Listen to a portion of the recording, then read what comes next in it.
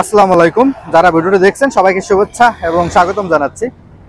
ভারত একটি সাম্প্রদায়িক দেশ, এটা তাদের অনেক ঘটনায় প্রকাশ পেয়েছে এবং আপনারা সেই 2002 সালের যে গুজরাট যে দাঙ্গা হয়েছিল, মুসলিমদের উপরে যে হামলা, ধর্ষণ এবং হত্যাকাণ্ড সংগঠিত করেছিল মোদী সরকার বা মোদী, তখন মোদী কিন্তু গুজরাটের একজন মুখ্যমন্ত্রী ছিল এবং সেই গুজরাটের যে দাঙ্গামা, সেখানে কিন্তু 5 থেকে 10 হাজার মুসলিমকে হত্যা করা হয়েছিল এবং অসংখ্য নারীকে ধর্ষণ করা হয়েছিল, ঘরবাড়ি ব্যবসা প্রতিষ্ঠান জ্বালিয়ে দেওয়া হয়েছিল। এইসব ব্যাপার আপনারা জানেন। তো ভারত একটি সাম্প্রদায়িক যে দেশ, সেই বিষয়টা আবার উঠে এসেছে। কিরকমের উঠে এসেছে? এই কোরবানির ঈদে একজন ভারতীয় অভিনেত্রী, উনি ভারত থেকে বাংলাদেশে একটি টিভি চ্যানেলের আমন্ত্রণে এসেছিল ঢাকাতে। তো ঢাকাতে আসার পরে কোরবানির যেহেতু অনুষ্ঠান এবং উনি রান্না বান্নার একটা অনুষ্ঠানে অংশগ্রহণ করে, ওনার নাম সুবিতা।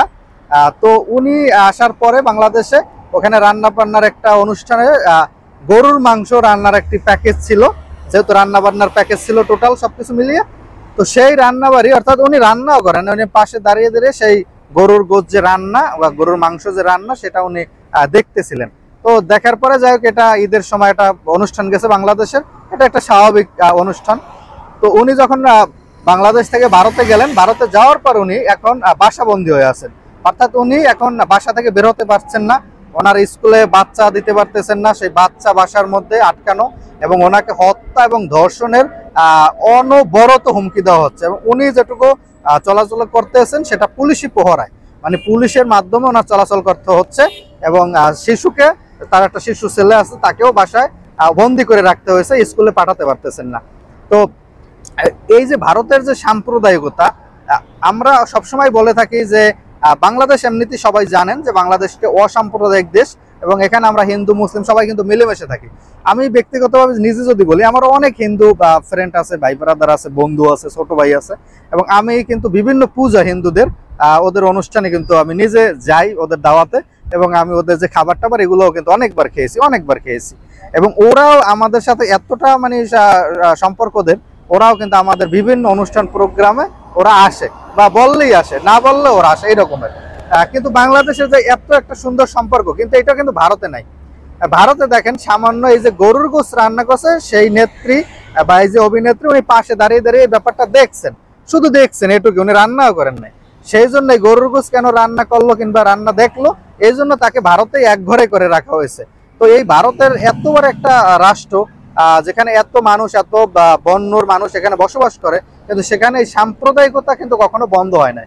সেই 2002 সালে যে গুজরাটের যে মোদির ব্যাপারটা বললাম, আপনারা সবাই জানেন যে মোদি তখনকার ওখানে মুখ্যমন্ত্রী ছিল এবং তার সরাসরি হস্তক্ষেপে, তার সহযোগিতায় কিন্তু ওখানে হাজার হাজার মুসলিম কিন্তু নিধন করা হয়েছে। এই যে সাম্প্রদায়িকতা, এই সাম্প্রদায়িকতা কবে যাবে? তারা বিভিন্ন দেশ নিয়ে অনেক সময় অনেক কথা বলে, অনেক কাজ করে, কিংবা বাংলাদেশেও যদি হিন্দুদের কোনো রকমের কোনো সমস্যা হয়, ওনারা আকবারে কথা বলার চেষ্টা করেন।